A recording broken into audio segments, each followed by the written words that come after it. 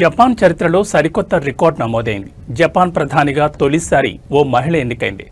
Liberal democratic party అధ్యక్షురాలు Sanae Takaichi ఎన్నికయ్యారు. కాగా పార్టీలో అంతర్గత గొడవల కారణంగా జపాన్ ప్రధానిగా ఉన్న షిగెరు ఇషిబా ఇటీవల తన పదవికి రాజీనామా చేసిన సంగతి తెలిసిందే.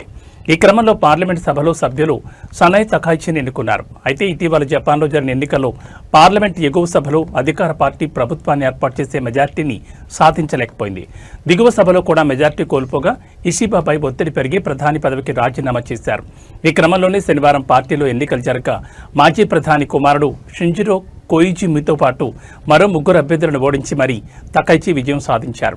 అలాగే నేడు పార్లమెంట్లో జరిగిన ఓటింగ్లో liberal democratic party, Japan innovation party కూటమితో తకైచికి భారీ మద్దతు లభించింది. దీంతో జపాన్కు తొలి మహిళా ప్రధానిగా తకైచి అరుదైన రికార్డు సాధించారు. 64 ఏళ్ల తకైచి 1993లో స్వస్థలమైన నారా నుంచి తొలిసారి పార్లమెంటుకి ఎన్నికయ్యారు.